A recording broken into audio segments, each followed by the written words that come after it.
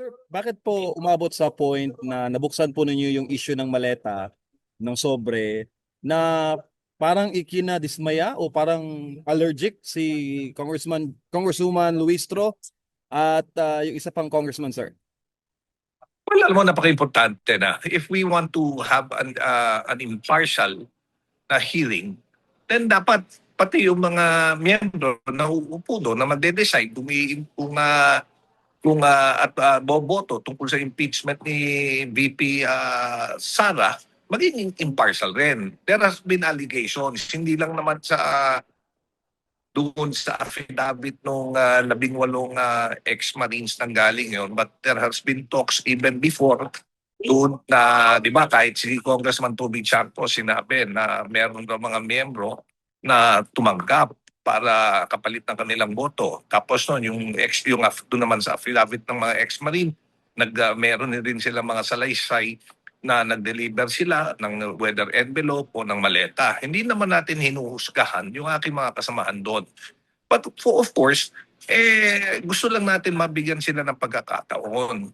That if they feel that they have been compromised or they might be compromised, mag-inhibit na sila or mag-recluse na sila.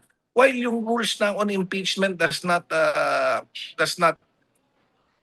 force anyone to inhibit themselves. Siyempre, kanila-kanila na. Kung ayaw namin madungisan ng duda yung hearing na nagaganap at yung impeachment proceeding, then mas maganda na that everyone appears to be impartial at walang maging issue.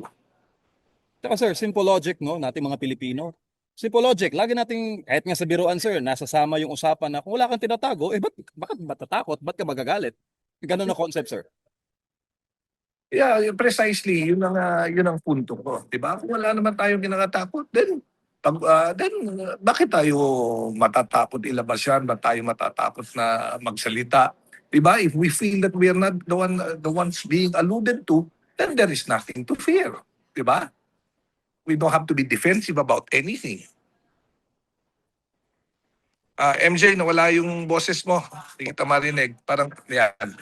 Sir, last na lang. Itong nangyari pong sagutan ninyo with Congressman Vidon, ito po yung malaking patunay na yung issue sa maleta, issue sa sobre, ay nakararating po dyan sa House of Representatives. Hindi po nila maididinay na wala silang kaalaman dahil kayo po mismo nag-brought up at ganun po nangyari, naging sagutan, sir. At last, sir, ano po mensahe ninyo sa taong bayan, sa masang Pilipinong sumusubaybay sa mga issue ngayon? Alam mo, MJ, kaya nga nagugulat ako ba't masyado silang affected. If there is, kung hindi totoo yung mga paratang, then they should not be affected. They should not be defensive on that particular point. Kaya yung sa akin lang, sa ating mga kapwa Pilipino, kagaya dito sa impeachment complaint filed against VP Sara na sinasabi because funds were mismanaged, may mas malaking pondo that was mismanaged. So kailangan, if we want to get to the bottom of it, dapat alam mo nyo, ako naaawa ako sa sambayan ng Pilipino. Kailangan magkaisa tayo. Now, if we want to ferret out the truth, then let's work together and hold people accountable.